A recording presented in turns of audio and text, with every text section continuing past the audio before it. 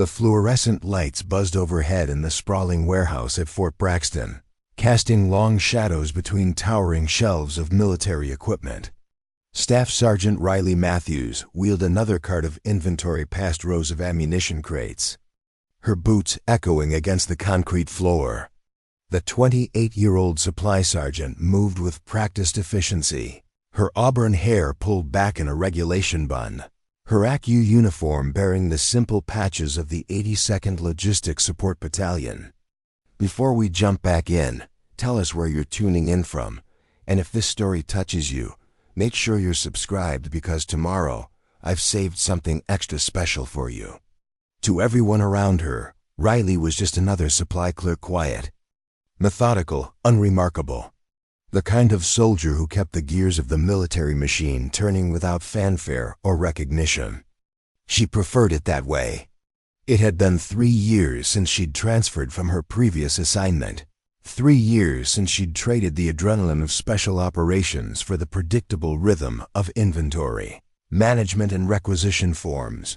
Colonel James Harrison strode into the warehouse, his polished boots clicking against the floor as he surveyed the organized chaos of military supplies. Behind him walked Major Patricia Reynolds, the battalion's operations officer, her tablet in hand as she rattled off statistics about equipment readiness rates. They moved past Riley without acknowledgement, deep in conversation about an upcoming deployment to Eastern Europe. Sergeant Matthews, Sergeant First Class Mike Torres called out from across the warehouse. "We need those night vision devices for the 3rd Brigade. They're asking where their requisition is." Riley didn't look up from her clipboard. "Already processed. They'll have them by 1400 hours. Torres shook his head with mild annoyance. Matthews was efficient. He had to give her that, but she had an irritating habit of being right about everything logistics related. She seemed to know where every piece of equipment was located, when it would arrive, and how long it would take to process.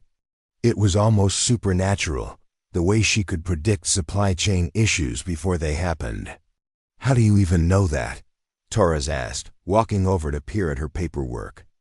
"Because I called the depot at 0600 and confirmed the transport schedule," Riley replied matter-of-factly. "The convoy left at 0730. Factoring in travel time and processing, they'll be here in 2 hours. Torres walked away muttering something about know-it-alls. Riley continued her work, methodically checking serial numbers against her inventory list. This was her world now: predictable, ordered, safe. No split-second life-or-death decisions, no classified briefings in secure rooms. No missions that couldn't be discussed with anyone lacking the proper clearance level. The radio crackled to life on her belt. All stations, this is base operations. We have an urgent equipment request from Task Force Viper. They need specialized communications gear for immediate deployment. Priority Alpha." Riley's hand unconsciously moved to the radio. Before she caught herself, Priority Alpha meant lives were on the line. In her previous life, she would have been the one making that call, not receiving it. She forced herself to focus on the mundane task of counting MREs. Major Reynolds appeared at her workstation, tablet in hand. "Sergeant Matthews, we need you to expedite some equipment requests. Task Force Viper is deploying within 48 hours. "What do they need?" Riley asked, though she suspected she already knew. "Encrypted satellite communication systems, night vision scopes, tactical medical supplies, and—" Reynolds paused, checking her list. "Some specialized equipment that's not in our standard inventory." Riley's blood ran cold. She knew exactly what specialized equipment meant in the context of a rapid deployment. It meant someone was planning a high-risk operation that required tools most supply sergeants had never heard of, let alone handled. "Ma'am, what's the nature of the deployment?" "That's classified above your level, Sergeant. Just focus on getting them what they need." Riley nodded, but her mind was already racing. Task Force Viper wasn't a standard unit designation. In fact, she was fairly certain it wasn't a real unit at all. It sounded like a cover name for a special operations team, the kind that didn't officially exist in any organizational chart. I'll need specifics on the specialized equipment, ma'am. Model numbers, quantities, delivery timeline. Reynolds handed her a sealed envelope. Everything's in there, and Sergeant? This stays between us. No discussing these requirements with anyone else in the battalion. After Reynolds left, Riley opened the envelope in the privacy of her small office adjacent to the warehouse. The equipment list made her stomach clench. Explosive breaching charges, specialized climbing gear, electronic surveillance devices, and medical supplies that were typically used for treating combat wounds in remote locations. This wasn't a training exercise or a standard deployment. Someone was planning a direct action mission, and they were planning it fast. But what troubled Riley most was the timeline. The request was for equipment to be ready within 24 hours, not 48 as Reynolds had stated. Someone was lying about the urgency, which meant someone was trying to hide the true nature of the operation. Riley pulled up the supply database on her computer and began cross-referencing the requested items. Most were available in their inventory, but several of the specialized pieces would need to be requisitioned from other bases or contractors. The kind of contractors who didn't ask questions about end users or ultimate destinations. Her secure phone device most supply sergeants didn't carry buzzed with an encrypted message. Riley glanced around to ensure she was alone before reading it. Phoenix, this is Guardian. Recommend extreme caution regarding current tasking. Operational parameters suggest deviation from standard protocols. Maintain cover, but report anomalies. Riley stared at the message for a long moment before deleting it. Guardian was her former handler from Delta Force, someone who wasn't supposed to be contacting her unless there was an immediate threat to national security. The fact that he was reaching out about her current assignment meant that something was very wrong with Task Force Viper's mission. She locked her computer and walked back into the warehouse, her mind working through the implications. If the Guardian was concerned about the operation, it meant that intelligence channels had detected something suspicious about the deployment. But Riley was supposed to be out of that world, just another supply sergeant doing her job and staying invisible. The warehouse doors opened with a metallic clang, and Lieutenant Colonel Stephen Walsh entered with a small entourage of officers Riley didn't recognize. They weren't wearing standard SCUs. Instead, they wore the kind of nondescript, tactical clothing favored by operators who needed to blend in with civilian populations. Sergeant Matthews, Walsh called out. I need to speak with you about the equipment request. Riley approached the group, noting the way they positioned themselves. It was subtle, but their formation suggested they were expecting trouble. These weren't regular military officers. They moved like special operations personnel, constantly scanning for threats and positioning themselves with clear lines of exit. Sir, I'm processing the request now. Most items will be ready within the specified timeline. Good, but I need to add some items to the list. Walsh handed her a handwritten note. These need to be included in the package. Riley scanned the additions and felt her training kick in. The new items were specialized medical supplies used for treating specific types of injuries, the kind that resulted from prolonged captivity and interrogation. Someone was planning a rescue mission. Sir, some of these items aren't typically stocked in our inventory. I'll need to make special arrangements. Do whatever you need to do, Sergeant. Just get it done. As Walsh and his team left the warehouse, Riley noticed something that made her blood run cold. One of the officers was wearing a watch that she recognized a specific model issued only to personnel involved in classified operations in Central Asia. She'd seen that same watch on the wrist of a Delta Force operator who had been captured 6 months ago during a mission in Afghanistan. Riley returned to her office and pulled up classified intelligence reports on her secure terminal. Her access level was higher than most supply sergeants, a legacy from her Delta Force. Days that hadn't been downgraded when she transferred to logistics. She searched for information about recent operations in Central Asia and found what she was looking for. Captain Marcus Thompson, Delta Force operator, missing in action for 6 months following a classified mission in Afghanistan. Intelligence suggested he was being held by a terrorist organization with ties to foreign intelligence services. Several rescue attempts had been planned, but canceled due to insufficient intelligence about his location. Riley stared at the photograph of Captain Thompson. She'd never met him personally, but she recognized the type: dedicated, highly trained, the kind of soldier who would rather die than reveal classified information under torture.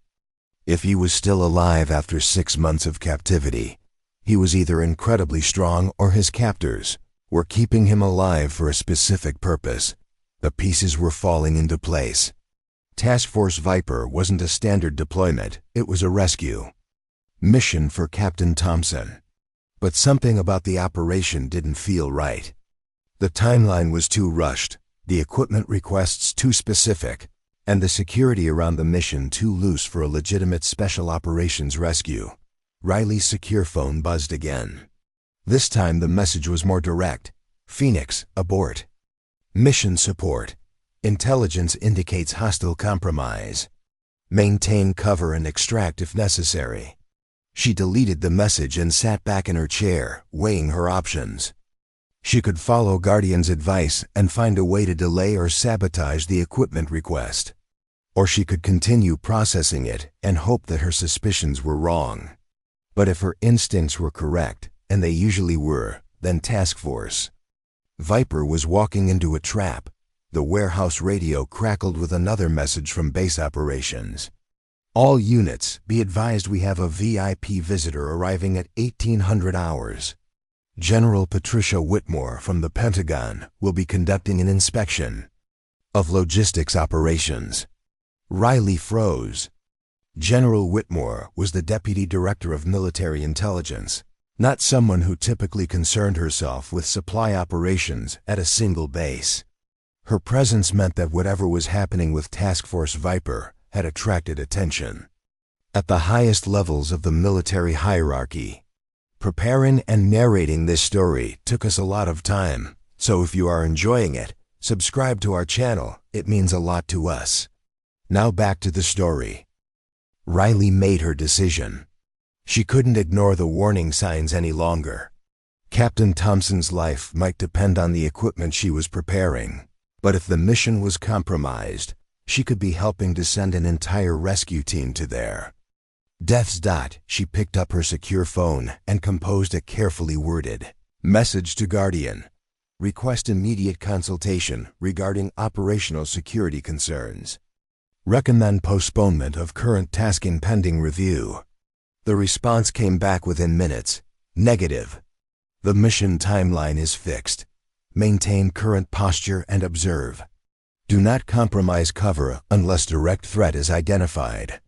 Riley understood the subtext. She was being ordered to let the mission proceed while gathering intelligence about the potential compromise.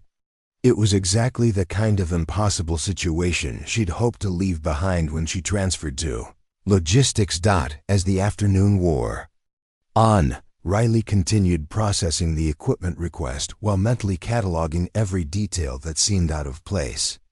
The rushed timeline, the suspicious personnel, the high-level attention, all of it pointed to an operation that was either extremely important or extremely dangerous. Possibly both. At 1730 hours, she had everything ready. The specialized equipment was packed in unmarked cases, the standard gear was loaded onto pallets, and all paperwork was completed. Task Force Viper could deploy on schedule, carrying everything they needed for their mission to rescue Captain Thompson. But as Riley locked the warehouse for the evening, she couldn't shake the feeling that she had just armed a group of soldiers for their own execution. The warning from Guardian echoed in her mind.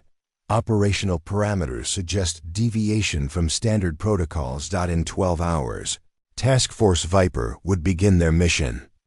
And Riley Matthews, the invisible supply sergeant that everyone ignored, would discover that some secrets were too dangerous to keep hidden, even if revealing them meant exposing her own carefully constructed cover identity. The fluorescent lights clicked off automatically as Riley left the warehouse, plunging the building into darkness. Tomorrow would bring answers, but tonight brought only the weight of knowledge she wasn't supposed to possess and decisions she wasn't supposed to make. In the distance, the sound of helicopters warming up for pre-mission checks echoed across the base. Task Force Viper was preparing for deployment, unaware that their supply sergeant was the only person who suspected they were flying into a trap. And Riley Matthews was about to face the choice that would shatter her quiet anonymity forever. Riley arrived at the warehouse at 0500 hours, 2 hours before her normal shift. The base was still quiet, with only the essential personnel moving about their duties. She used her access card to enter the building and immediately noticed something wrong. Several of the equipment cases she had prepared for Task Force Viper had been opened and resealed. Moving carefully between the shelves, Riley examined each case. The tampering was subtle, professional. Someone with training had accessed the equipment during the night, but they had been careful to make it look undisturbed to casual observation. She pulled out a small UV light from her pocket, another tool most supply sergeants didn't carry, and examined the case locks under the purple glow. Fresh fingerprints, multiple sets. Whoever had accessed the equipment had worn gloves, but they'd left traces of powder residue that showed up under UV light. Riley photographed the evidence with a specialized camera hidden in what appeared to be a standard military-issue flashlight. Her secure phone vibrated with an incoming message. It was encrypted, but the sender ID showed it was from someone using the code name Blackbird, another Delta Force operative she didn't recognize. Phoenix, surveillance indicates hostile interest in your location. Recommend immediate counter-surveillance. PROTOCOLs. Package may be compromised at source level. Riley deleted the message and moved to her office computer. She accessed the building's security system using credentials that officially didn't exist in any database. The overnight surveillance footage showed exactly what she expected: gaps, strategic blackouts that corresponded with the times when the equipment cases had been accessed, but the missing footage told its own story. Professional surveillance teams knew that obvious gaps in security recordings would raise suspicions. The fact that someone had been sloppy enough to leave obvious blackouts suggested either incompetence or urgency. Given the timeline of the mission, Riley suspected the latter. At 0630 hours, Sergeant First Class Torres arrived for his shift. He seemed surprised to find Riley already working. "You're here early, Matthews. Is everything okay?" "Couldn't sleep," Riley replied, not looking up from her paperwork. "I wanted to double-check everything for the VIP visit today." Torres nodded and moved to his own workstation. Riley watched him carefully, noting his behavior patterns. In her Delta Force training, she'd learned to read people like maps, identifying the subtle tells that indicated deception or hidden knowledge.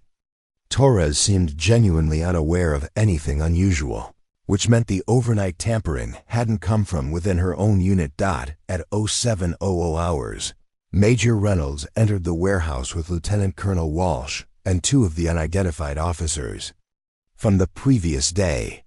They moved directly to the prepared equipment, conducting what appeared to be a final inspection. "Sergeant Matthews," Walsh called out, "walk me through the equipment manifest." Riley approached the group, her training automatically cataloging details. One of the officers, a man in his 30s with the build of a special operations soldier, had a small scar above his left eyebrow, the kind of scar that resulted from shrapnel wounds. The other officer, a woman with sharp eyes and calloused hands, carried herself like someone accustomed to command authority. "Sir, all requested items are accounted for," Riley began, reading from her clipboard. "Encrypted communications equipment, night vision systems, tactical medical supplies, and the specialized items you added yesterday, and the additional modifications we discussed?" the female officer asked. Riley paused. There had been no discussion of additional modifications. This was a test, and she needed to respond carefully without revealing her suspicions. "Ma'am, I don't have any record of additional modifications. Could you clarify what you're referring to?" The officers exchanged glances. The woman stepped closer to Riley, studying her face. "Sergeant, what's your background?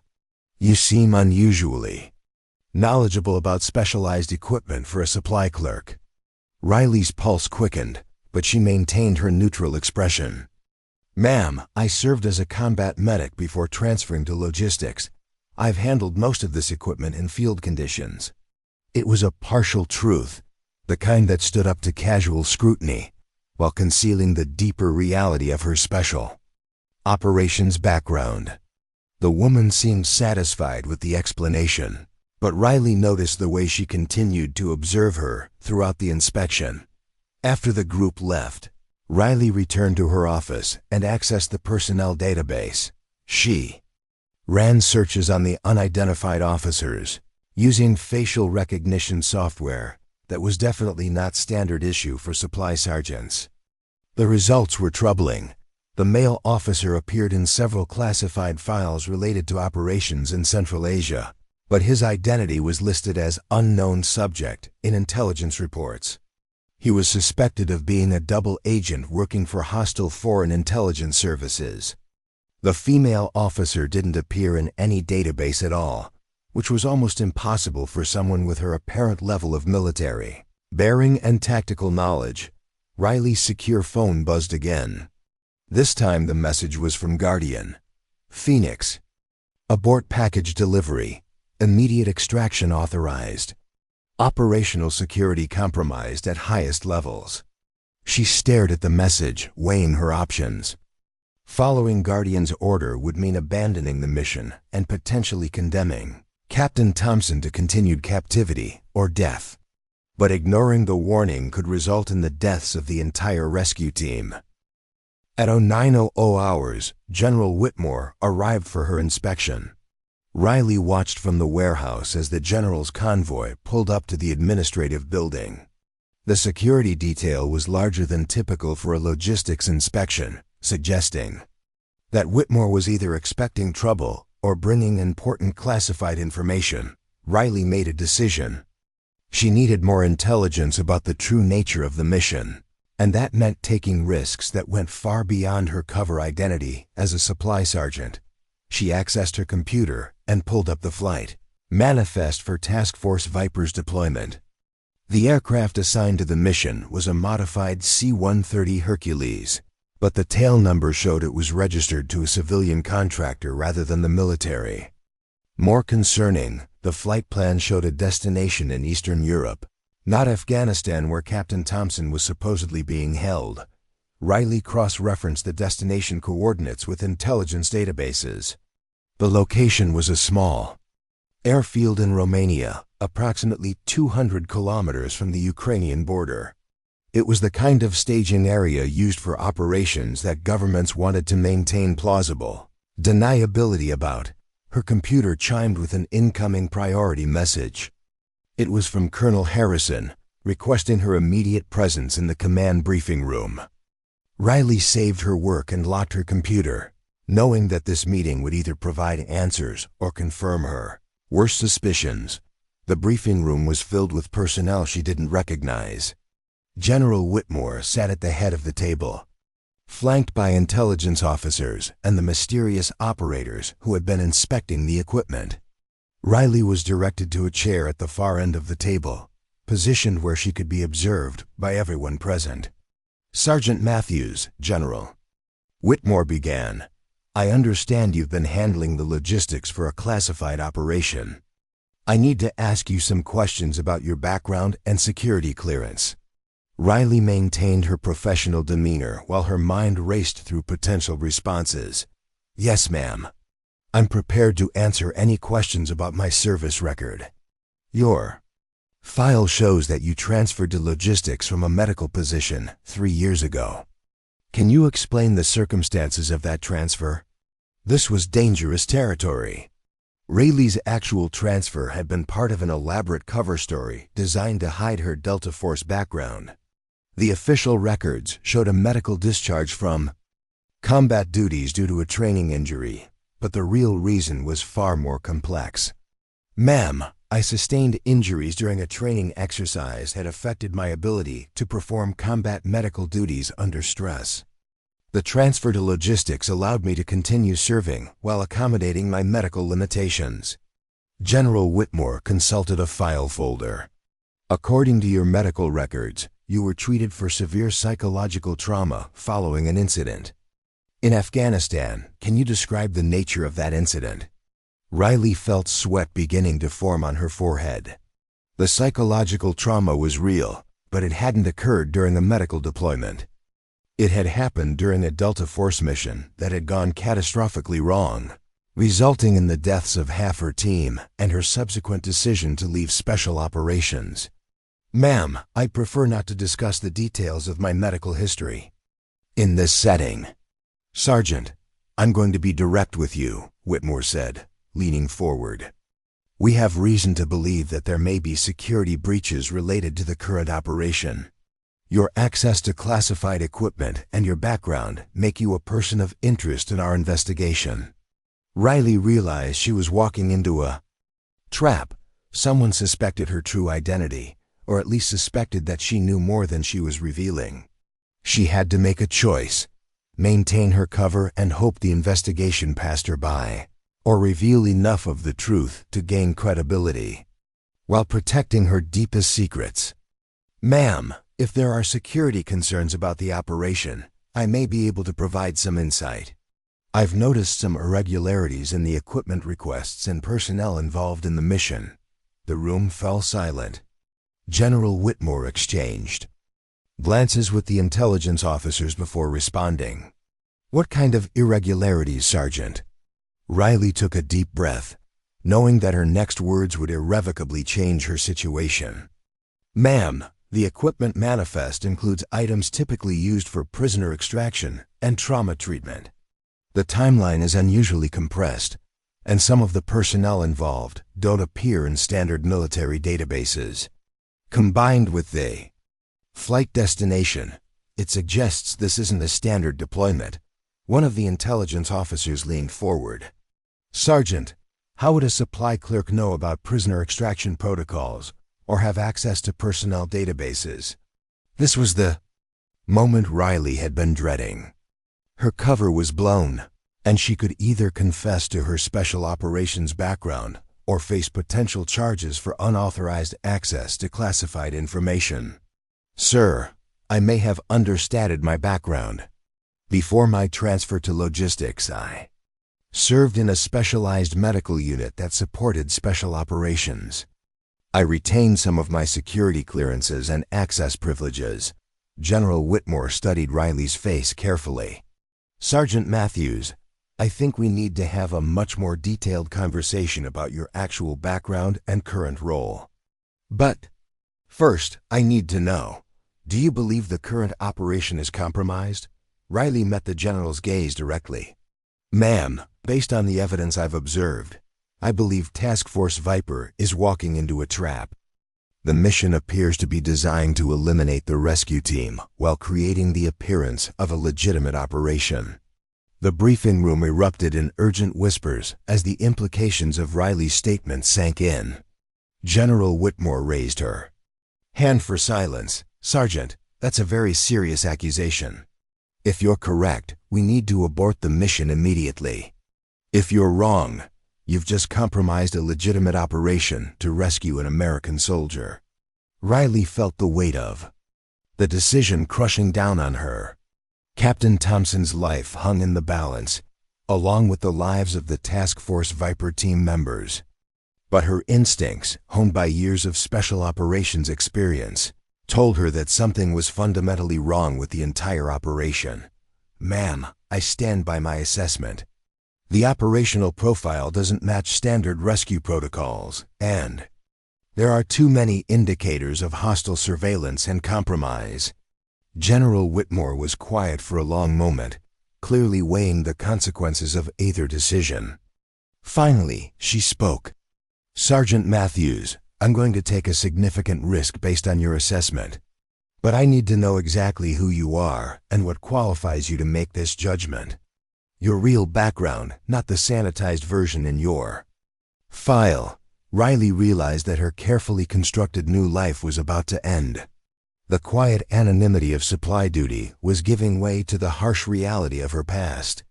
But if revealing her identity could save lives, she was prepared to make that sacrifice. Ma'am, my name is Riley Matthews, and I'm a former Delta Force operator with 7 years of special operations experience. I transferred to logistics under deep cover following a mission failure in Afghanistan. I've been maintaining a false identity while serving as an intelligence asset for a special operations command. The revelation sent shockwaves through the room. Riley Matthews, the ignored supply sergeant, had just revealed herself to be one of the most elite soldiers in the American military. And her warning about Task Force Viper was about to turn a routine deployment into a race against time to prevent a massacre. The silence in the briefing room stretched for what felt like an eternity after Riley's revelation. General Whitmore's expression had shifted from skepticism to intense calculation as she processed the implications of having a deep-covered Delta Force operative in her logistics battalion. Everyone except Colonel Harrison and Agent Davis, clear the room, Whitmore commanded. The intelligence officers and mysterious personnel filed out, leaving only the core group. Agent Davis, Riley noticed, was one of the unidentified officers who had been inspecting the equipment, apparently CIA rather than military. Sergeant Matthews, or should I say Operative Phoenix, General Whitmore began, consulting a classified tablet that had appeared from her briefcase. Your file makes for interesting reading. A decorated Delta Force medic, expert in counter-terrorism operations, survived the Kandahar incident that killed 4 of your teammates. Riley's jaw tightened at the mention of Kandahar. Ma'am, that operation is classified above. Not for me, it isn't, Whitmore interrupted. I was the intelligence officer who debriefed you after extraction. You blamed yourself for the mission failure, requested transfer out of special operations, and we accommodated that request by creating Riley Matthews, Supply Sergeant. Agent Davis leaned forward. The question now is whether your assessment of Task Force Viper is based on solid intelligence or PTSD-induced paranoia about mission security. Riley felt anger flare in her chest. Sir, my psychological evaluations cleared me for continued service. My concerns about this operation are based on observable security breaches and operational inconsistencies, not trauma responses, General. Whitmore held up her hand. Agent Davis, Operative Phoenix, has one of the highest mission success rates in Delta Force history. If she says there's a problem, we listen. She turned back to Riley. Walk me through everything you've observed. Riley took a deep breath and began laying out the evidence methodically. The overnight tampering with equipment, the missing security footage, the unidentified personnel with suspicious backgrounds, the flight plan discrepancies, and the timeline. Irregularities that suggested hostile intelligence had advanced knowledge of the mission. Most concerning, Riley continued, is the equipment modification request that was never actually made. Someone is testing whether I have knowledge beyond my cover identity, which suggests they suspect I'm not actually a simple supply sergeant. Agent Davis was taking notes on his tablet. Have you identified the source of the security breach? Not definitively, but I have suspicions. The overnight access to the warehouse required someone with both security clearance and detailed knowledge of our procedures. That narrows it down to a small group of personnel. General Whitmore stood and walked to the secure communication console in the corner of the room. I'm going to contact Delta Force Command and get additional intelligence on Task Force Viper. In the meantime, I need you to continue your normal duties while gathering more evidence. Ma'am, with respect, continuing normal duties means allowing the mission to proceed on schedule. If I'm right about the compromise, we're sending those operators to their deaths. And if you're wrong, we're abandoning Captain Thompson to die. In captivity, Agent Davis countered. The intelligence supporting his location came from multiple sources. This rescue mission is his only chance. Riley felt the familiar weight of impossible decisions. In Delta Force, she'd learned that sometimes all available options led to casualties. The skill was in choosing the option that minimized the loss of life. Agent Davis, what intelligence sources confirmed Thompson's location? Davis consulted his tablet. Human from 2 separate assets, SIGINT intercepts indicating prisoner transfer to the target location, and satellite imagery showing increased security at the facility. Who were the human assets? That's compartmentalized information. Riley turned to General Whitmore. Ma'am, if I'm going to assess the validity of the intelligence, I need access to source details. My Delta Force experience includes extensive work with intelligence evaluation. Whitmore was quiet for a moment, then nodded to Davis. Give her what she needs. Davis reluctantly pulled up the classified files. Asset 1 is a former Taliban commander who's been providing information for 18 months. Asset 2 is a Pakistani intelligence officer who's been cooperative since we offered his family safe passage to the United States. Riley felt her blood run cold. Ma'am, can you show me the timeline of when this intelligence was received? Davis highlighted the dates on his tablet. Riley cross-referenced them with her own observations and felt the pieces falling into place. General, this intelligence was received exactly 72 hours after the equipment requests were first submitted. That's not a coincidence. It's confirmation that hostile forces knew about the rescue mission before it was officially approved. Agent Davis frowned. You're suggesting the intelligence was manufactured to support a predetermined operation. I'm suggesting someone leaked the rescue mission to hostile forces, who then fed false intelligence back through compromised assets to lure the rescue team into a trap. General Whitmore returned from the communication console with a grim expression. I just spoke with General Martinez at Special Operations Command. He's concerned about the same irregularities you've identified. Apparently, the mission authorization came through channels that bypassed normal oversight procedures. Riley felt vindicated but also deeply troubled. Ma'am, if the authorization bypassed normal channels, it means someone with significant authority is either involved in the conspiracy or being manipulated by those who are. That's a serious accusation, Operative Phoenix. Ma'am, it's the only explanation that fits the evidence. Someone with access to special operations planning leaked the rescue mission details. The hostile forces then created false intelligence to support the mission while simultaneously preparing an ambush. When the rescue team arrives at the target location, they'll find either an empty facility or a kill zone. Agent Davis was studying his tablet with increasing concern. If you're correct, then Captain Thompson may not even be at the target location. He could still be at his original capture site, or he could already be dead. Riley nodded grimly. The entire operation is designed to eliminate the rescue team while providing plausible deniability. It will look like a legitimate mission that failed due to bad intelligence or operational hazards. General Whitmore sat back down heavily. If this conspiracy reaches into Special Operations Command, we need to be very careful about who we trust with this information. The wrong person could warn the conspirators and make the situation worse. Ma'am, there's another possibility we need to consider, Riley said. What if Captain Thompson's original mission was also compromised? What if his capture wasn't accidental but was part of a larger operation to eliminate Delta Force personnel? The room fell silent as the implications sank in. If Riley was correct, they weren't just dealing with a single compromised rescue mission. They were uncovering a systematic effort to neutralize American Special Operations capabilities. Agent Davis pulled up additional files on his tablet. Thompson's original mission was classified, but I can tell you it involved intelligence gathering about terrorist financing operations in Afghanistan.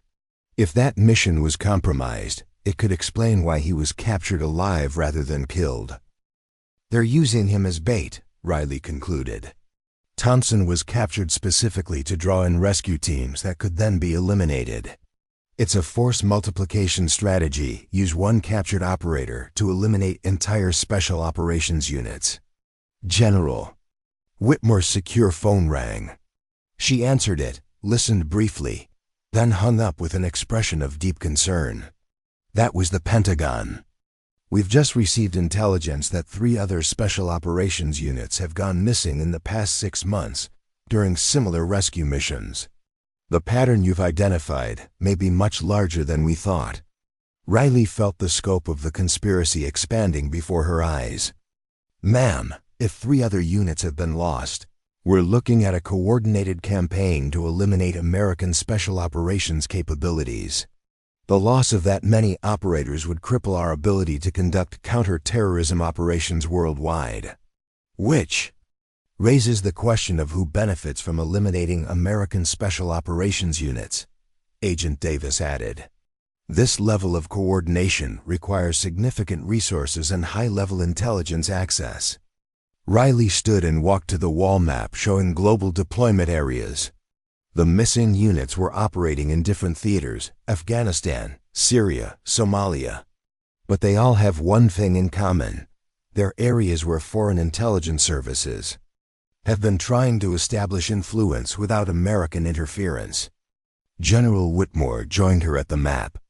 You're suggesting this is a joint operation by multiple foreign intelligence services, or coordination by a single entity with global reach and the ability to manipulate multiple intelligence networks? Riley replied, Either way, we're dealing with an adversary that has penetrated American military intelligence at the highest levels. Agent Davis was furiously typing on his tablet. I'm cross-referencing the personnel involved in all 4 operations. If there's a common link, we should be able to identify it. While Davis worked, Riley continued analyzing the tactical implications. General, if this conspiracy is as extensive as it appears, then aborting the Task Force Viper mission isn't enough. We need to identify and neutralize the entire network before they eliminate more operators. Agreed, but we also can't abandon Thompson if there's any chance he's still alive and recoverable. Riley studied the mission timeline again. Ma'am, what if we modify the operation? Instead of sending Task Force Viper into a trap, we use them to spring our own trap on the conspirators. General Whitmore raised an eyebrow. Explain. We let the mission proceed as planned, but we insert additional surveillance and backup forces that the conspirators don't know about. When they spring their trap, we'll be ready for them. We might be able to rescue Thompson and capture the hostile forces simultaneously. Agent Davis looked up from his tablet. That's extremely risky. You're talking about using the rescue team as bait. They're already being used as bait, Riley countered. The difference is that we'll know about it and be prepared to counter it. General Whitmore was quiet for a long moment, considering the options. Operative Phoenix, do you have the tactical expertise to plan a counter-ambush operation? Riley met her gaze steadily. Ma'am, counter-ambush operations were my specialty in Delta Force, but I'll need access to current intelligence about the target area and the authority to coordinate with other special operations units. Done. Agent Davis, I need you to coordinate with CIA assets in the region. We're going to need real-time intelligence about hostile force positions. As the 3 of them began planning the modified operation, Riley felt the familiar adrenaline surge of preparation for combat. After 3 years of quiet supply duties, she was about to return to the world of special operations. But this time, the stakes were higher than any mission she'd ever undertaken. The conspiracy had already claimed multiple special operations teams. Task Force Viper was walking into what was designed to be their execution. And Riley Matthews, the ignored supply sergeant who had discovered the plot, was about to become the key to unraveling a threat that reached into the highest levels of American military intelligence. But first, she had to transform herself from Phoenix, the deep cover operative, back into Riley Matthews, the combat-ready Delta Force soldier. The quiet anonymity that had protected her for 3 years was about to be shattered forever. General Whitmore looked at her with an expression that mixed respect and concern. "Operative Phoenix, are you prepared to come out of deep cover and return to active special operations?" Riley straightened her shoulders, feeling her true identity reasserting itself after years of suppression. "Ma'am, I never really left. I was just waiting for the right mission to come along." The conspiracy that had started with suspicious equipment requests was about to face the full capabilities of one of Delta Force's most experienced operators. And Captain Thompson's rescue was about to become the catalyst for exposing a threat that could reshape the global balance of power. 6 hours after the briefing, Riley found herself in the most secure communications facility at Fort Braxton, coordinating with intelligence assets across 3 continents. Her transformation from supply sergeant back to Delta Force operative was almost complete. She now wore black tactical gear instead of a CU's, carried encrypted communication devices, and had access to classified systems she hadn't touched in 3 years. General Whitmore entered the communication center with urgent news. "Phoenix, we have a problem. Task Force Viper deployed 30 minutes ago, despite our recommendation to delay the mission." Riley looked up from the satellite intelligence feeds she'd been analyzing. "Ma'am, who authorized the deployment without our approval? That's what's troubling." The authorization came directly from the Pentagon, signed by Deputy Secretary of Defense Catherine Morrison. She overruled our recommendation and ordered immediate deployment. Agent Davis joined them at the central console. "I've been tracking the communication patterns around this mission. Someone's been feeding information to external sources in real time. Every decision we've made has been transmitted outside normal channels within minutes." Riley felt her stomach drop. "We have a mole in this room." The 3 of them looked around the communications center. Only a handful of personnel had access to their planning sessions, and all of them had top-secret clearances. But clearances meant nothing if someone had been compromised or turned. "General, we need to implement compartmentalization immediately," Riley said. "From this point forward, we only share information on a need-to-know basis, and we use isolation protocols to identify the source of the leak." Whitmore nodded grimly. "Agreed, but first, we need to deal with the immediate crisis. Task Force Viper is airborne and heading directly into a trap that we now know has been adjusted to account for our countermeasures." Riley pulled up the flight tracking data on her screen. The modified C-130 carrying Task Force Viper was currently over the Atlantic Ocean, approximately 4 hours from the target location in Romania. If the hostile forces knew about their counter-ambush plans, the rescue team was flying into a deadlier situation than originally planned. "Ma'am, do we have any way to communicate with the aircraft directly?" Agent Davis shook his head. "They're maintaining radio silence as per standard operational procedure. We won't have communication until they reach the staging area." Riley studied the tactical displays, her mind racing through possible solutions. What about emergency protocols? There has to be a way to abort the mission if critical intelligence changes. "There is," General Whitmore said slowly, "but it requires authorization from the same Pentagon officials who just overruled our recommendation. We'd need to prove that the mission has been fatally compromised, which we can't do without revealing that we know about the mole," Riley concluded.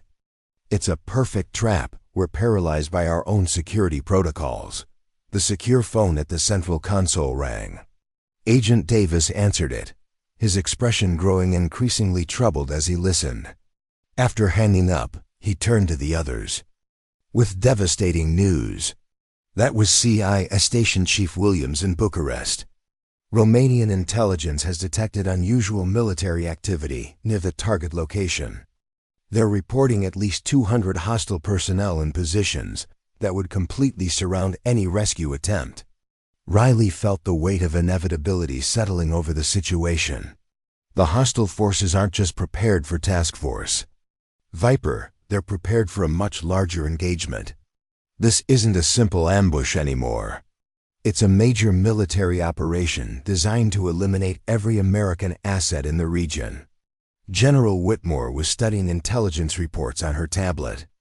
According to these assessments, the hostile forces include Russian Wagner Group mercenaries, Iranian Quds Force operatives, and elements of the Pakistani intelligence service. This is a coordinated international effort, which means the conspiracy reaches far beyond American military intelligence, Agent Davis added. We're looking at a multinational operation to eliminate American special operations capabilities. Riley stood and walked to the tactical map displaying the target area. General, I need to ask a direct question.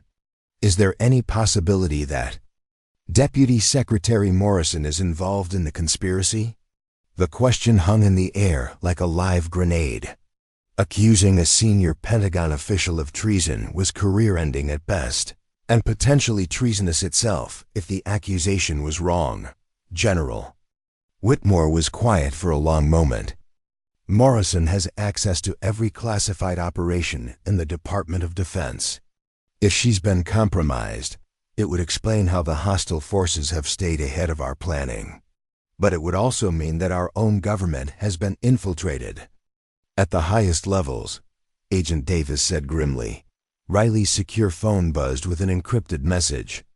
The sender was identified as Guardian, her former Delta Force handler who had been warning her about operational security. Phoenix immediate. Extraction authorized. Your position is compromised. All assets in your area are considered hostile. Execute emergency protocols now. Riley stared at the message, realizing its implications.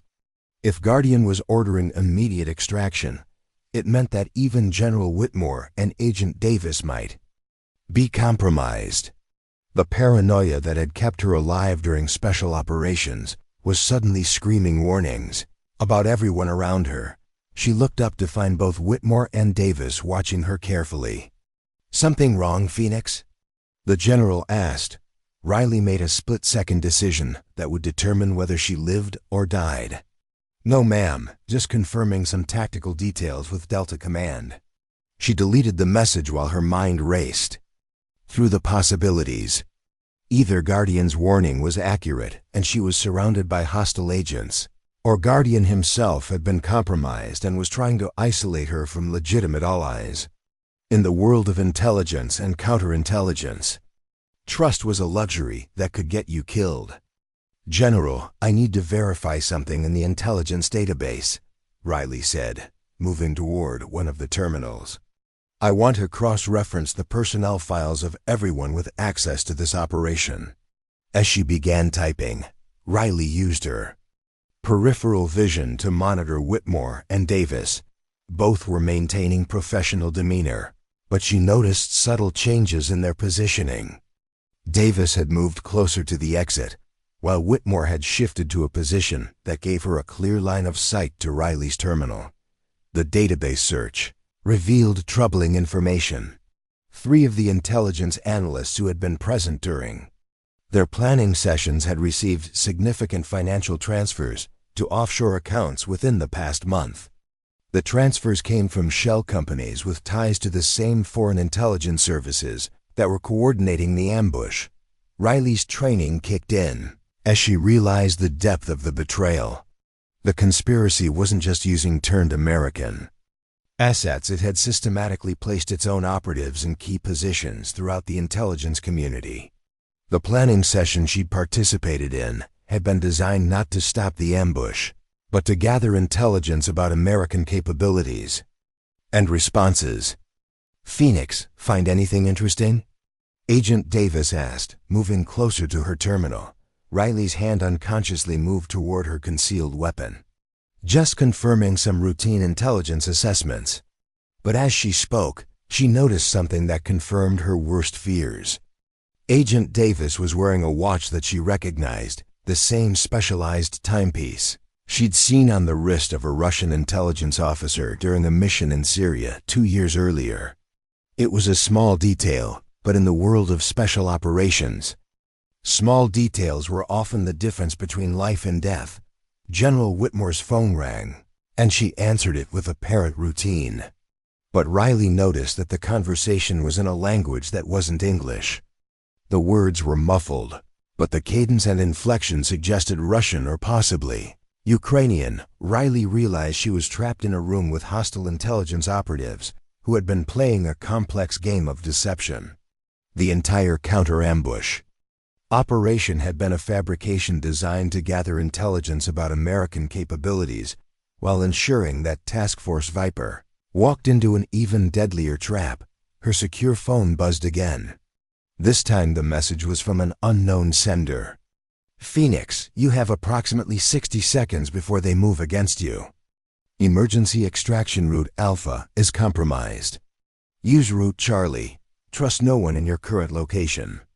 Riley glanced at the message timestamp and realized that whoever sent it was monitoring the communications center in real time. Someone was watching the watchers, which meant there were multiple levels of surveillance and counter-surveillance in play. She stood and walked toward the tactical map, using the movement to assess potential escape routes. The communications center had 3 exits, but she suspected that at least 2 were being monitored by hostile forces. Her only advantage was that Davis and Whitmore still believed she was unaware of their true identities. "General," Riley said, turning to face Whitmore with her hand resting casually near her weapon, "I think we need to discuss the real purpose of this operation." Whitmore's expression didn't change, but Riley noticed her body language shift into a more aggressive posture. "What do you mean, Phoenix?" "I mean that Task Force Viper was never supposed to be rescued. The entire operation was designed to eliminate them while gathering intelligence about American special operations capabilities. And I think you've been part of the conspiracy from the beginning." The accusation shattered the pretense that had been maintained throughout the planning session. Agent Davis drew his weapon while General Whitmore reached for her secure phone, presumably to alert other hostile operatives. Riley had anticipated their responses and was already moving as the situation exploded into violence. Her Delta Force training took over as she dove behind the central console while drawing her own weapon. The communications center erupted. Gunfire, as years of careful planning and deception collapsed into deadly confrontation. But as bullets shattered equipment around her, Riley realized that this was exactly what Guardian's warnings had been preparing her for. The conspiracy had been using her own government's resources to set up the ambush, and now they were trying to eliminate the one person who had uncovered their operation. The ignored supply sergeant had become the most dangerous person in the room, a Delta Force operative with nothing left to lose and everything to fight for. Task Force Viper was still flying toward their deaths. Captain Thompson remained in enemy hands, and Riley was trapped in a firefight with the very people who were supposed to be protecting American lives. But Phoenix had survived worse odds before, and she was about to remind her enemies why Delta Force operators were considered the most lethal soldiers in the world. The conspiracy had made one critical mistake. They had underestimated the woman they thought was just a quiet supply sergeant. As the gunfire continued around her, Riley began implementing the escape and evasion protocols that had kept her alive through 7 years of the most dangerous missions imaginable. The real battle for Task Force Viper's survival was about to begin, and it would be fought not in Romania, but in the corridors and communication centers of Fort Braxton itself. Riley rolled behind the server rack as another burst of automatic fire shattered the monitors above her head. The communications center had become a war zone, with sparks flying from damaged equipment and the acrid smell of burning electronics filling the air. She had approximately 30 seconds before Davis and Whitmore's backup arrived, and she needed to be gone before that happened. Her Delta Force training kicked in as she assessed the tactical situation. 2 hostiles with superior positioning, 3 potential exit routes, and unknown numbers of reinforcements en route. But Riley had one advantage her enemies didn't know about. She had memorized the building's blueprint. During her 3 years of supply duty, including maintenance corridors and emergency systems that weren't unofficial schematics, Riley fired 3 suppressing rounds toward Davis's position, then sprinted toward what appeared to be a solid wall. She slammed her shoulder into a concealed maintenance panel, which opened to reveal a narrow service corridor used for accessing the building's fiber optic networks. As she disappeared into the corridor, she heard Whitmore shouting orders in Russian to coordinate the search. The service corridor was barely wide enough for one person, but it connected to the building's main utility systems. Riley crawled through the cramped space, following a route she had discovered during a routine supply inspection months earlier. The irony wasn't lost on her. Cover identity as a supply sergeant had given her knowledge that was now saving her life. She emerged in the building's basement mechanical room, where the main power and communication systems were housed. Riley quickly accessed the central control panel and began implementing a plan that would level the playing field. If the conspirators wanted to use the base's infrastructure against American forces, she would deny them that capability. Working with the speed and precision of someone who had sabotaged enemy installations in hostile territory, Riley began systematically disabling key systems. She cut the main communication lines to prevent coordination with external forces, disabled the electronic locks on the armory, and set the base's emergency systems to activate in 15 minutes. Enough time for her to escape, but not enough for the conspirators to prevent the lockdown. Her secure phone buzzed with another message from Guardian. Phoenix, Blackbird team is en route to your location. Extract to landing zone Charlie in 12 minutes. We have assets moving to intercept. Task Force Viper.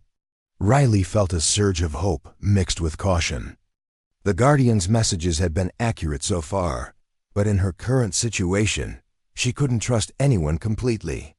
She needed to verify that the Blackbird team was legitimate before exposing herself to potential capture. She accessed the building's security system through a maintenance terminal and pulled up the surveillance feeds. What she saw confirmed both her hopes and fears. A team of 6 operatives in black tactical gear was systematically clearing the building, moving with the precision of special operations forces. But she also saw that Whitmore and Davis had been joined by at least a dozen other operatives who were coordinating a manhunt throughout the facility. Riley realized that Fort Braxton had been infiltrated far more extensively than anyone had suspected. The conspiracy hadn't just placed a few assets in key positions. They had effectively taken control of significant portions of the base's security apparatus. She studied the Blackbird team's movement patterns through the security cameras and noticed something that made her decision. The team leader was using hand signals that were specific to Delta Force operations, signals that weren't taught to other military units or intelligence agencies. Either Blackbird was a legitimate rescue team, or the conspirators had recruited former Delta Force operatives. Riley made her choice and began moving toward landing zone Charlie, which she knew was the helicopter pad on the base's eastern perimeter. But first, she had one more task to complete. She accessed the armory's inventory system and began preparing a surprise for the hostile forces hunting her. The base armory contained more than just small arms. As a supply sergeant, Riley had access to specialized equipment that most personnel never saw, including electronic warfare devices and communications intercept equipment.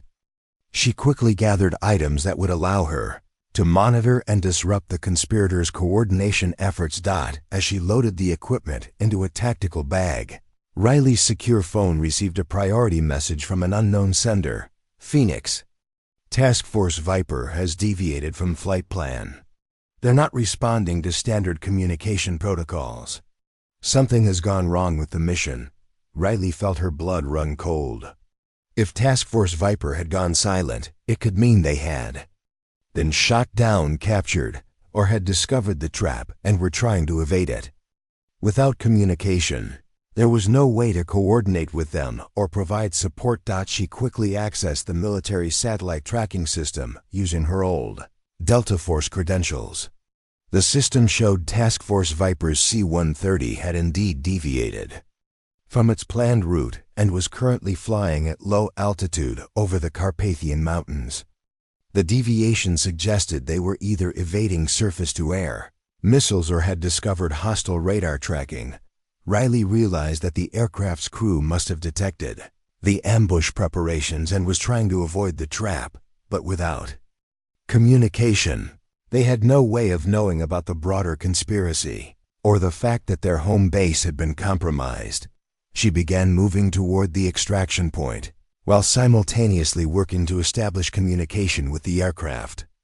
Using the portable electronics warfare equipment she had taken from the armory, Riley set up a mobile communication system that could penetrate the C-130's radio silence protocols. The signal she transmitted was coded using Delta Force emergency protocols that only special operations personnel would recognize. Viper Flight, this is Phoenix. Your mission is compromised. Hostile forces are coordinating internationally. Do not proceed to the original target.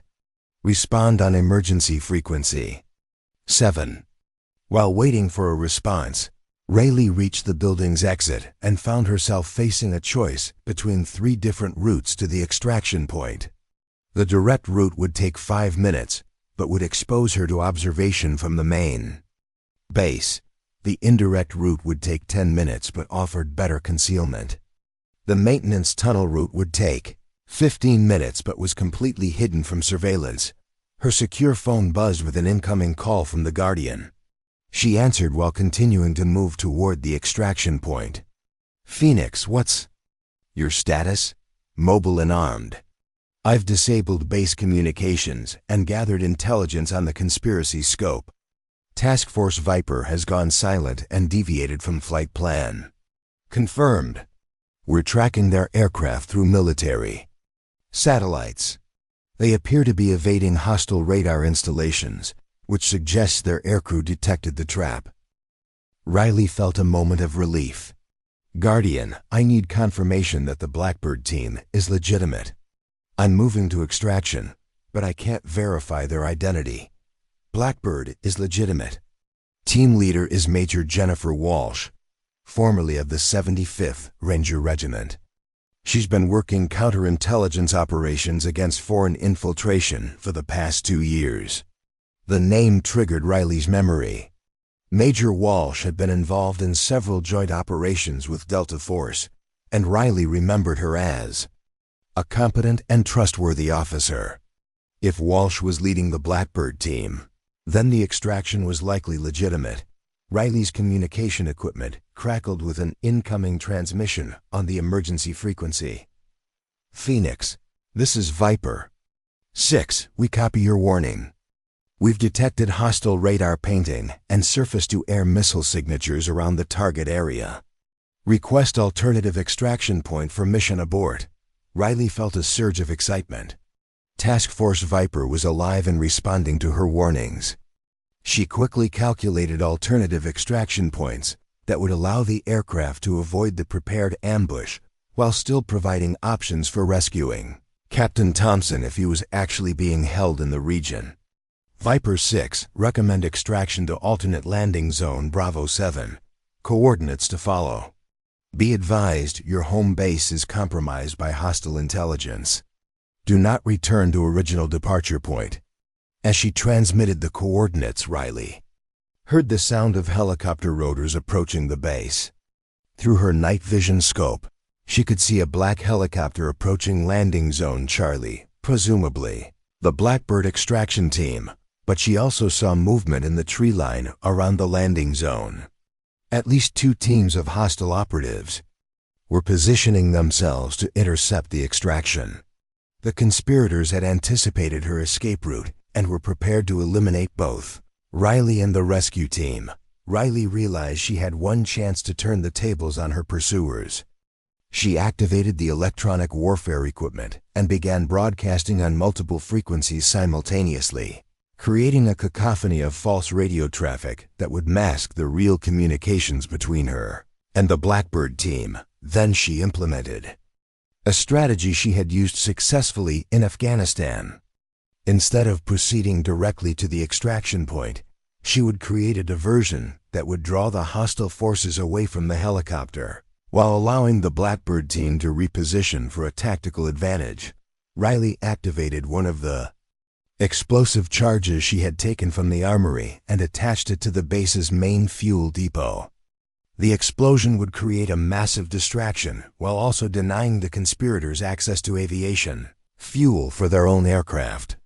She set the timer for 3 minutes and began moving toward an alternate extraction point. Her secure phone rang with an incoming call from Major Walsh. "Phoenix, this is Blackbird 6. We're taking fire at the primary landing zone. Can you provide tactical support?" Riley was already moving toward a position that would give her a clear field of fire on the hostile forces. "Blackbird 6, I have eyes on 2 hostile teams flanking your position. Stand by for suppress the fire in 30 seconds. She reached an elevated position that overlooked the landing zone and began engaging the hostile forces with precision. Rifle fire. Her Delta Force marksmanship training allowed her to neutralize threats at distances that most infantry soldiers couldn't achieve. The fuel depot explosion illuminated the night sky, creating chaos and confusion among the hostile forces. In the distraction, the Blackbird team was able to reposition their helicopter and begin suppressing the remaining threats. Riley's communication equipment received another transmission from Task Force Viper. "Phoenix, we have a visual on Captain Thompson's actual location. He's being held at a facility approximately 50 kilometers from the original target. Hostile forces appear to be moving him to prevent rescue."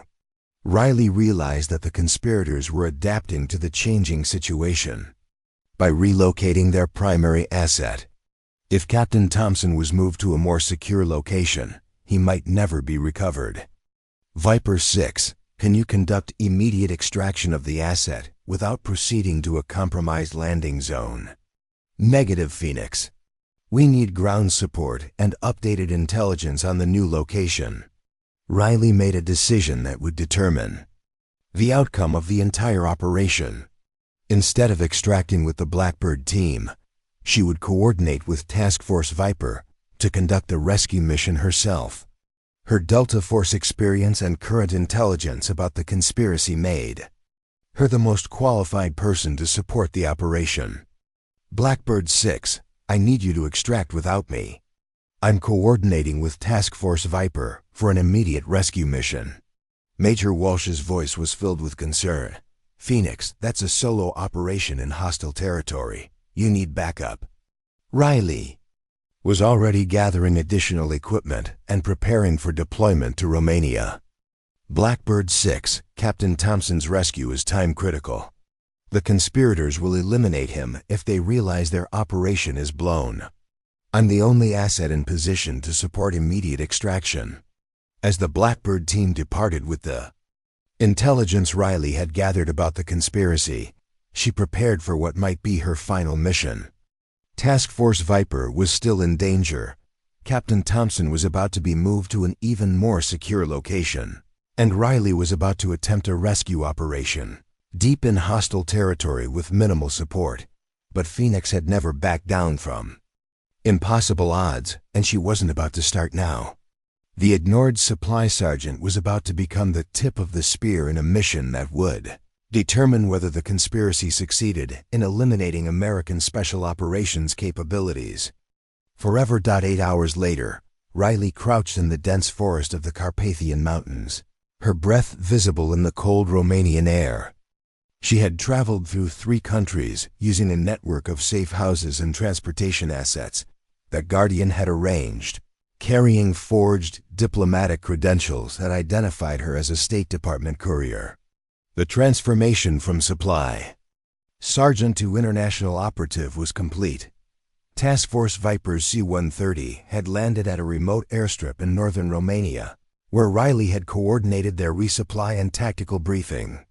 The rescue team consisted of 8 Delta Force operators, 2 Air Force pararescue specialists, and a CIA intelligence officer named Agent Brooks, who had been tracking Captain Thompson's movements for the past month. Phoenix, we have updated intelligence on the target facility. Captain Rodriguez, the Task Force Viper team leader, reported as they reviewed satellite imagery. Thompson is being held in a renovated monastery approximately 2 kilometers from here. Intelligence indicates 12 to 15 hostile guards, plus unknown numbers of foreign intelligence operatives. Rayleigh studied the tactical displays while cross-referencing them with the electronic surveillance data she had intercepted. Captain, the facility isn't just a detention center, it's a command and control node for the broader conspiracy. According to these intercepts, they're coordinating operations against American forces in 6 different countries from this location. Agent Brooks pulled up additional intelligence files on his tablet. Phoenix is correct.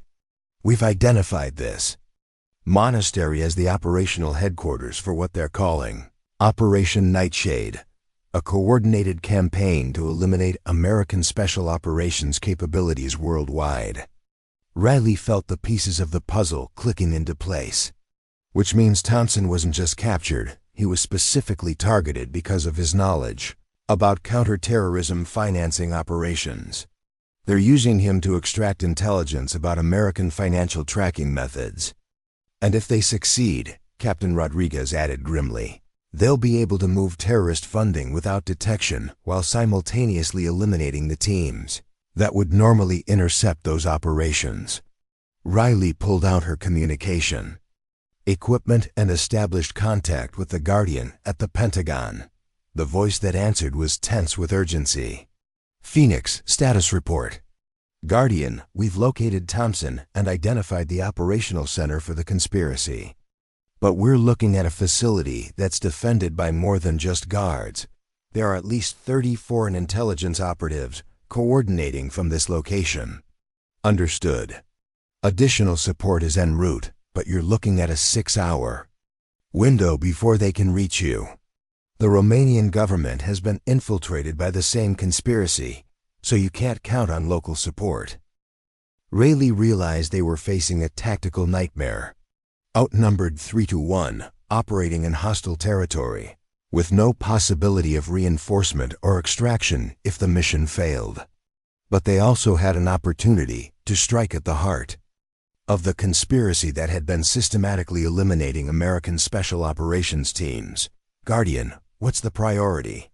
Thompson's rescue or neutralizing the command center? Both.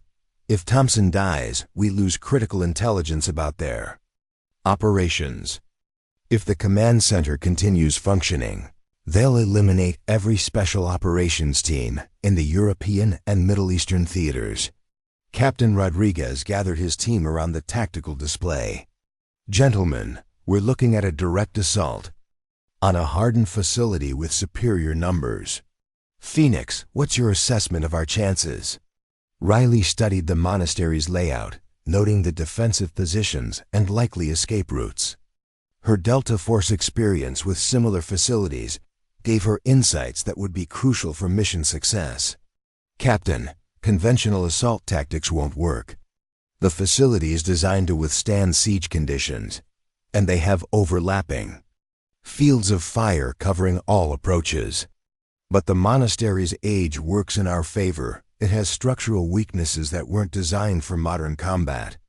She pointed to specific locations on the satellite imagery. The monastery was built in the 14th century and renovated multiple times.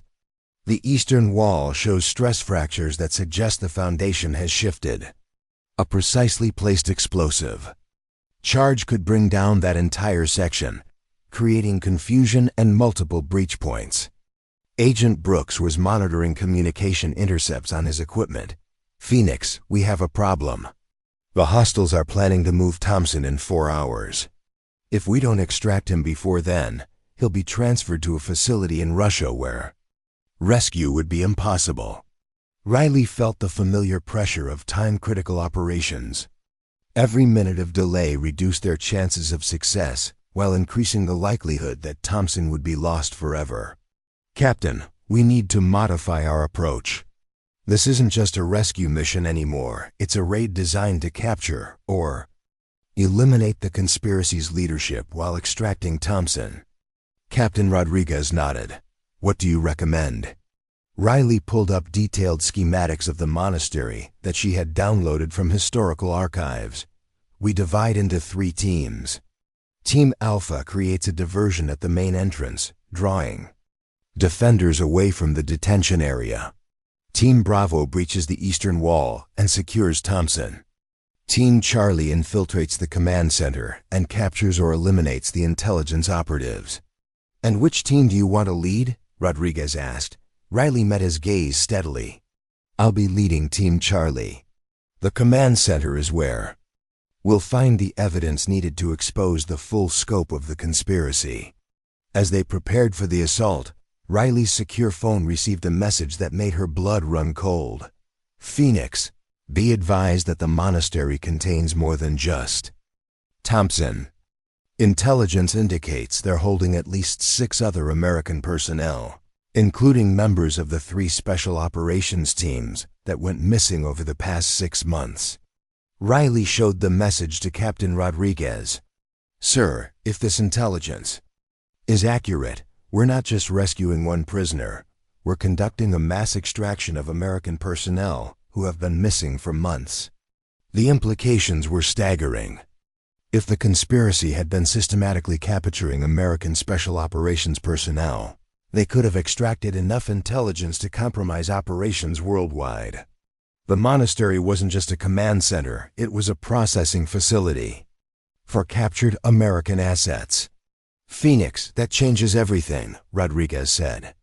We'll need additional medical support and evacuation capabilities for multiple casualties. Agent Brooks was furiously typing on his tablet. I'm requesting immediate medical evacuation assets, but they won't reach us for at least 8 hours. We'll need to stabilize any rescued personnel and hold the facility until support arrives. Riley realized they were facing an even more complex tactical situation. Instead of a quick extraction, they would need to conduct an extended defense of the monastery while treating potentially tortured prisoners and securing massive amounts of intelligence material. Captain, I recommend we accelerate the timeline. If we can't evacuate immediately, we need to control the facility before the enemy can bring in reinforcements or eliminate the prisoners. As the team began final preparations, Riley received another message from Guardian. Phoenix, satellite intelligence shows large numbers of hostile reinforcements moving toward your location. Estimated time of arrival, 3 hours. Whatever you're going to do, you need to do it fast. Riley gathered the team around her communication equipment. Gentlemen, we have 3 hours to assault the facility, rescue multiple American prisoners, secure the command center, and prepare for a siege by superior numbers. The odds are not in our favor. Sergeant First Class Mitchell, one of the Task Force Viper operators, spoke up. Phoenix, what are our chances of success? Riley thought about her years in Delta Force, the missions that had seemed impossible, but had been accomplished through superior training, tactics, and determination. She thought about Captain Thompson and the other prisoners who were depending on them. She thought about the conspiracy that had already killed dozens of American Special Operations personnel. Our chances are exactly what we make them, she replied. The enemy thinks they're dealing with a standard rescue operation. They don't know that we've identified their command structure and are prepared to eliminate their entire operation. Captain Rodriguez checked his equipment one final time. Phoenix, you've turned what should have been a suicide mission into a winnable operation. Lead the way. As the team began moving toward the monastery through the dense forest, Riley felt the weight of command settling on her shoulders. She was no longer the ignored supply sergeant who had stumbled onto a conspiracy. She was Phoenix, a Delta Force operative leading a mission that would determine the fate of American Special Operations Forces worldwide. The monastery loomed ahead of them in the moonlight, its ancient walls hiding modern horrors.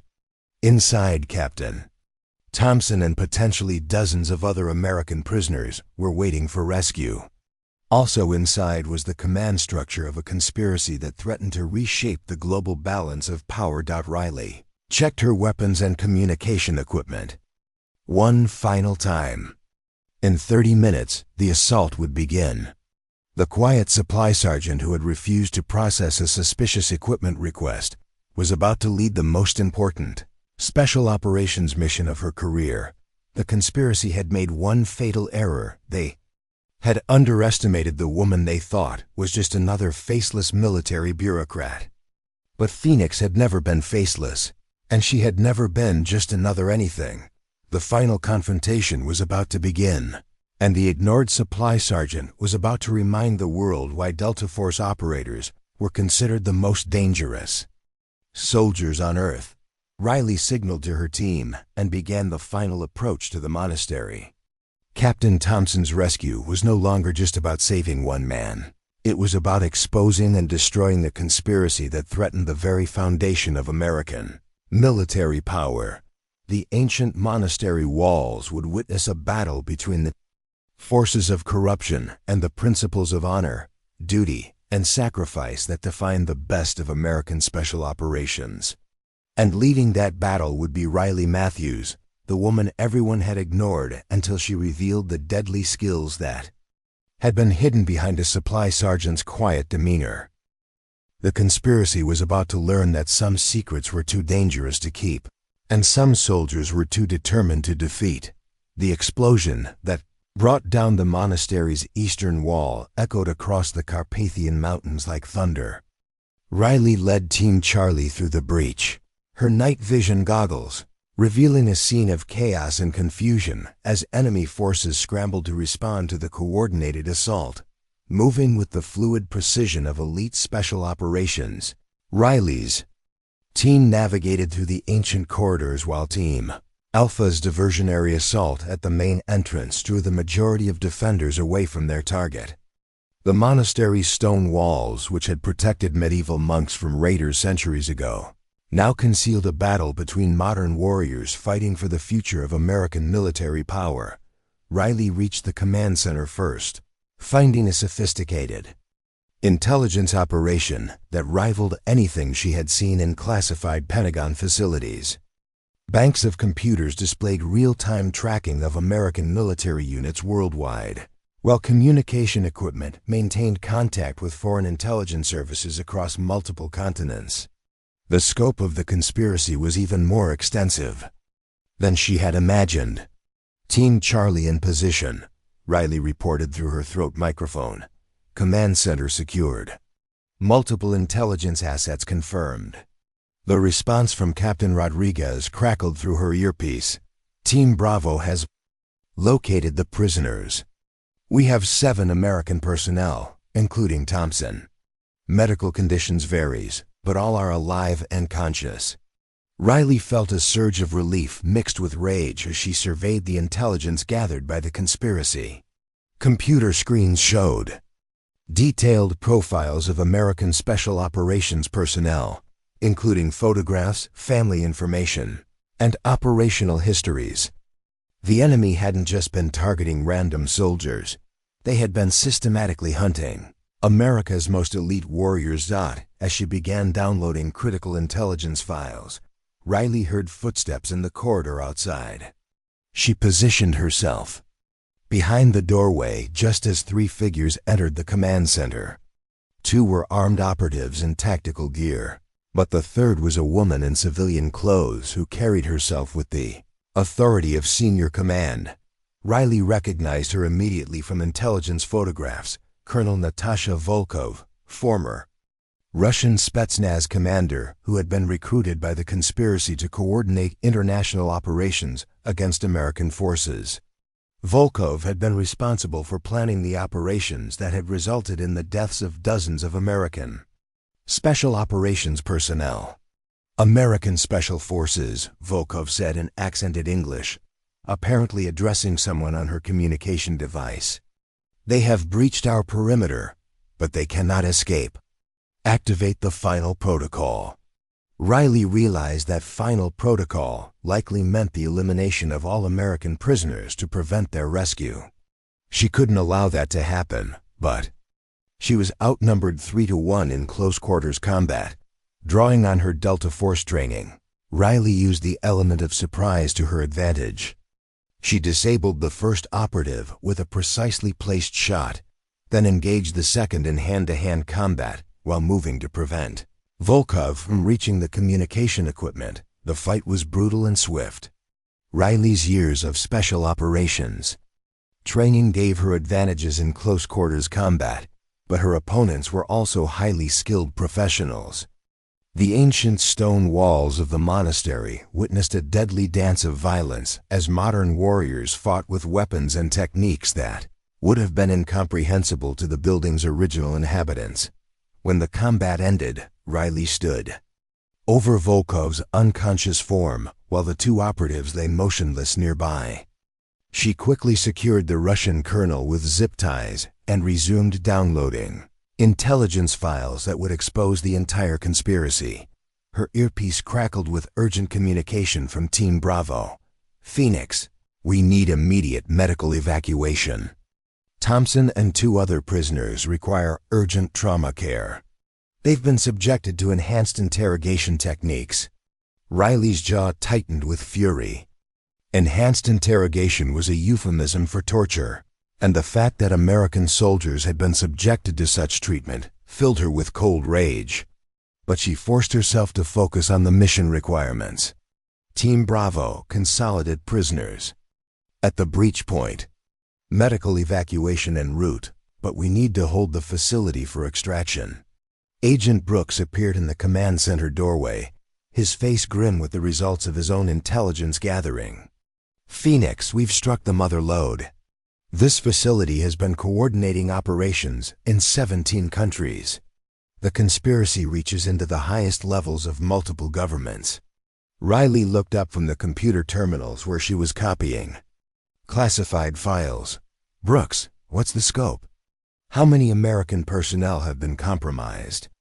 According to these files, they've eliminated or captured over 200 American Special Operations personnel in the past 18 months. But, more importantly, they've identified and targeted families of active operators. The revelation hit Riley like a physical blow. The conspiracy hadn't just been targeting soldiers. They had been threatening the families of America's most elite warriors to force cooperation or silence. Her secure phone buzzed with an incoming message from Guardian. Phoenix, satellite intelligence shows hostile reinforcements approximately 30 minutes from your location. Estimate 150 personnel with heavy weapons. Can you hold it until evacuation arrives? Riley assessed their tactical situation. 7 rescued prisoners required medical care, massive amounts of intelligence material to extract, and incoming enemy forces that outnumbered them 15-1. Under normal circumstances, the answer would be no, but Phoenix had never operated under normal circumstances. Guardian, will hold until extraction, but I need you to coordinate immediate strikes on the conspiracy's other operational centers. This intelligence identifies facilities in 6 countries that need to be neutralized simultaneously. As she transmitted the critical intelligence files back to the Pentagon, Riley began implementing defensive measures that would allow them to hold the monastery until evacuation arrived.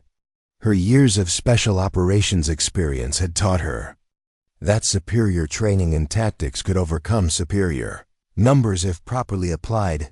Captain Rodriguez appeared in the command center, his uniform stained with blood from treating the rescued prisoners. Phoenix, Thompson wants to speak with you. He says he has critical information about the conspiracy's final phase.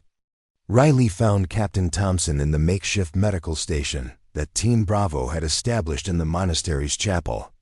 Despite obvious signs of prolonged torture, his eyes were alert and focused. When he saw Riley, he struggled to sit up. "You're Phoenix," he said, his voice hoarse but determined. "They've been talking about you for weeks. They know you exposed their operation." Riley knelt beside the wounded captain. "Thompson, what's the conspiracy's final phase?" "They're planning to eliminate every Delta Force operator and their families simultaneously. They have detailed intelligence on our personal lives, our children's schools, our spouses' workplaces. It's not just a military operation, it's genocide." Riley felt her blood run cold. The conspiracy wasn't just targeting individual soldiers, they were planning to eliminate the entire special operations community and their families. "When?" she asked. "Tonight, coordinated strikes in 12 American cities. They're using the intelligence they extracted from the captured personnel to ensure maximum casualties." Riley immediately contacted Guardian with this critical intelligence. The response was swift and decisive. "Phoenix, intelligence confirmed. FBI and local law enforcement are implementing protective measures for all special operations families. Your mission has prevented a catastrophic attack on American soil." As the sound of approaching helicopters filled the air, Riley realized that their mission had accomplished far more than rescuing prisoners. They had exposed and disrupted a conspiracy that would have devastated America's special operations capabilities and murdered hundreds of innocent family members. The evacuation proceeded smoothly, with medical helicopters transporting the rescued prisoners to German military hospitals, while transport aircraft carried the massive intelligence haul back to the United States. Riley was among the last to leave the monastery, ensuring that all evidence was secured and that Volkov was properly transferred to American custody. 3 months later, Riley stood in the Pentagon briefing room where her journey had begun, but this time she was addressing the Secretary of Defense, the Chairman of the Joint Chiefs of Staff, and the Director of the CIA.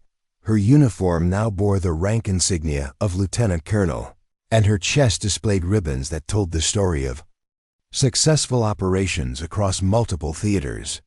"Ladies and gentlemen," she began, "Operation Nightshade has been completely dismantled. We've neutralized operational centers in 6 countries, rescued 43 American personnel who were presumed dead, and prevented coordinated attacks on special operations families." Secretary of Defense Harrison leaned forward. "Colonel Matthews, what's your assessment of the long-term threat?" "Sir, the conspiracy represented a new form of warfare's systematic targeting of elite military personnel and their families to degrade operational capabilities without direct confrontation. We've defeated this particular network, but we need to assume that others will attempt similar operations." CIA Director Walsh spoke up. "What's your recommendation for preventing future conspiracies?" Riley had been preparing for this question for months. "Ma'am, we need a dedicated counterintelligence unit specifically focused on protecting special operations personnel and their families. The unit should be compartmentalized from normal intelligence channels and report directly to the Secretary of Defense." "And you believe you're qualified to lead such a unit?" Chairman Martinez asked. Riley met his gaze steadily. "Sir, I've proven that unconventional backgrounds can provide unique advantages in counterintelligence operations. The enemy expects us to think like traditional military officers. Sometimes we need supply sergeants who think like Delta Force operators." The room erupted in laughter, breaking the tension that had built during the briefing. Riley smiled, remembering the quiet warehouse where she had first noticed suspicious equipment requests that had led to exposing a global conspiracy. "Secretary." Harrison stood and extended his hand. "Colonel Matthews, you'll have whatever resources you need to establish the Special Operations Protection Unit.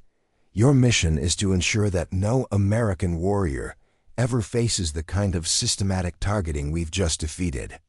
As the briefing concluded, Riley reflected on the journey that had transformed her from an ignored supply sergeant to one of the most important counterintelligence officers in the American military. The conspiracy had underestimated her because they had judged her by her cover identity rather than her true capabilities. 6 months later, Riley stood in the warehouse at Fort Braxton where her adventure had begun. But now the facility housed the headquarters of the Special Operations Protection Unit, with state-of-the-art intelligence systems and a team of the most skilled analysts and operators in the military. Sergeant First Class Torres, her former colleague from supply duties, approached with a requisition form. "Ma'am, we have an equipment request that seems unusual. The timeline is compressed, and some of the requested items don't match the stated mission profile." Riley smiled, remembering her own suspicions about unusual equipment requests. "Torres, what's your assessment?" "Ma'am, something doesn't feel right about this operation. The requesting unit doesn't appear in standard databases, and the equipment profile suggests a high-risk mission that wasn't properly coordinated." Riley took the requisition form and studied it carefully. "Good work, Torres. Let's investigate this together. Sometimes the most important intelligence comes from the details that everyone else ignores." As they began their investigation, Riley realized that her legacy wouldn't just be the conspiracy she had exposed, but the culture of vigilance and critical thinking she had established throughout the special operations community. Every supply sergeant, every logistics specialist, every support personnel member now understood that they were part of America's first line of defense against threats that could emerge from anywhere. The ignored supply sergeant had become Colonel Riley Matthews, but she had never forgotten the lesson that had started her journey. Sometimes the most important observations come from the people that everyone overlooks. In a world where enemies sought to exploit every weakness and target every strength, America's greatest defense was a military community where everyone understood their role in protecting their fellow warriors. The conspiracy had been defeated, but the vigilance Riley had demonstrated would continue protecting American Special Operations Forces for generations to come. She had proven that in the modern world, there was no such thing as an unimportant soldier, only soldiers whose importance hadn't yet been recognized. And in the quiet moments between crises, Riley Matthews continued to believe that the most dangerous enemies were often hiding in plain sight, waiting for someone with the courage and insight to expose them. She had been that someone once, and she had built an organization to ensure that America would always have such people ready to stand guard against the forces of corruption and betrayal. The supply sergeant who had been ignored by everyone had become the guardian who would never ignore anything that threatened her fellow soldiers. Up next, you've got 2 more standout stories right on your screen. If this one hits the mark, you won't want to pass these up. Just click and check them out, and don't forget to subscribe and turn on the notification bell so you don't miss any upload from us.